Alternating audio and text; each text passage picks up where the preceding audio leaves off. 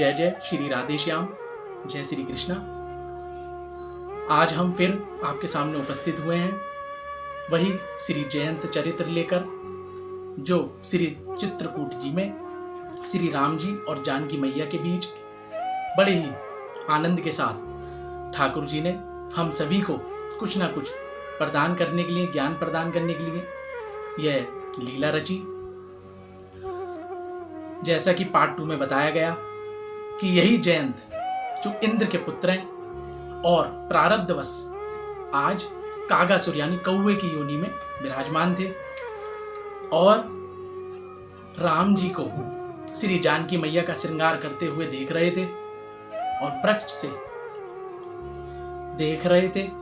और क्या देख रहे थे कि ये देखो कैसे राम जी, कैसे भगवान, जो देवताओं तक ये कहते हैं कि यही भगवान है, श्री मानव रूप में आए हैं और यही रावण और दुष्टों का श्रृंगार करेंगे। इतना संशय उनके मन में पैदा हो गया वही कागासुर के कि वह परीक्षा लेने पहुंचे, जैसे कि हमने पार्ट 2 में सुना था।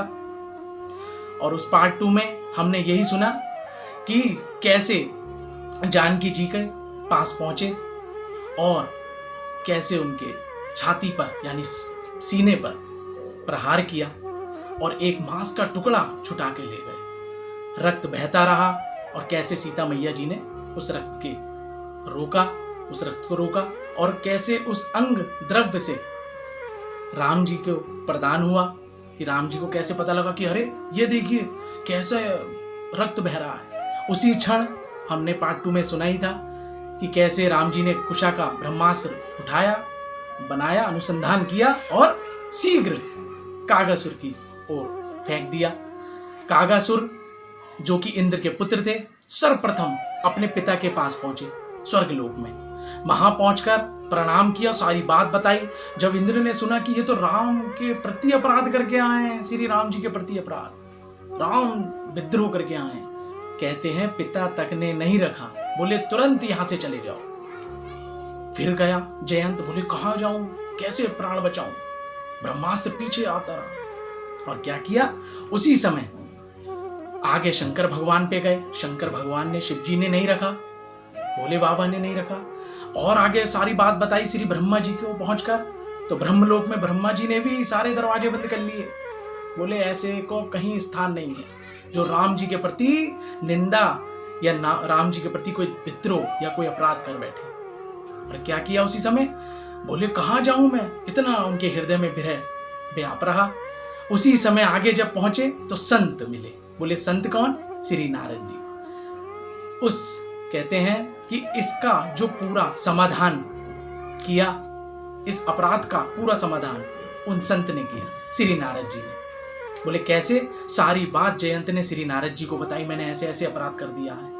और उसी समय नारद जी ने कहा अब क्या चाहते हो। बोले अब मुझे कोई ऐसा उपाय बताइए महाराज जो कि मैं इससे बच सकूं। बोले तुम कहाँ जा रहे। बोले हम तो हर जगह हुई आए, लेकिन किसी ने मुझे रखने से मना कर दिया, वो एक आप ही हैं। कहा नारद जी ने तुम्हें और कहीं जाना नहीं था। तो बोले कहाँ जाना था। बोले जिसके प्रति अपराध किया है वहीं जाओ। तो जयंत ने कहा प्रभु मैं तो इतना अपराध कराया, मुझे कैसे प्रभु क्षमा करेंगे। कहते हैं श्री संत श्री नारद जी ने बड़े सुंदर रूप में बताया कि ऐसे ऐसे जाओ, मैं कहता हूं। कहते हैं ये ब्रह्मास्त्र भी 2 ही जगह रुका, एक तो संत के पास, नारद जी के पास, और एक बड़े सुंदर प्रभु के पास। ये ब्रह्मास्त्र तक नहीं आया। जहां संतों की वाणी, जहां प्रभु का नाम गाया जाता है, वहां कोई कलियुगी रूपी माया उस संसारी को या उस जीव को नहीं घेरती। और संत का हृदय तो हमने बताया ही था कि संत का हृदय तो माखन से भी कोमल होता है, जो कि उसके लिए तो अलग से ताप की व्यवस्था की जाती है, तब जाके पिघलता है। लेकिन संत का हृदय जो सामने वाले जीव के हृदय रूपी पात्र को देख के ही पिघल जाता है, उसके जो विरह है।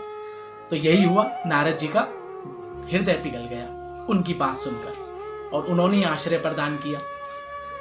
तो क्या कहा नारद जी ने, बोले तुरंत से शीघ्रति जाओ जानकी जी, सीता मैया जी के पास और राम जी के पास, वही तुम्हें क्षमा करेंगे इस अपराध को, क्योंकि जिसके प्रति अपराध किया वही क्षमा करेगा। गए और जाकर क्या किया, क्षमा मांगी, दंडवत किया। और दंडवत भी कैसे किया? बोले उल्टा होकर दंडवत किया, पैर उनके मुख की ओर। क्यों? डर इतना गए थे कि मेरे से जाने क्या अपराध होगा, क्या मुझे सजा मिलेगी, क्या मुझे दंड देंगे।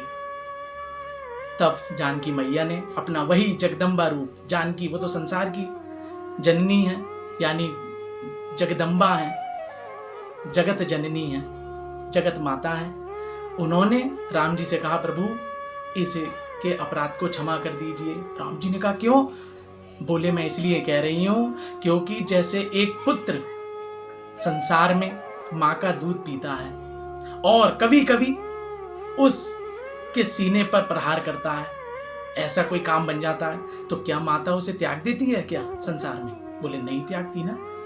इसी प्रकार बोले, मैं तो खुद जगत जननी हूं, यदि इस मेरे पुत्र ने अपराध कर भी दिया तो मैं यही कहूंगी कि इसके अपराध को क्षमा कर दीजिए। और यही बात जब राम जी ने जयंत से पूछी, बोले तुम गए कहाँ थे?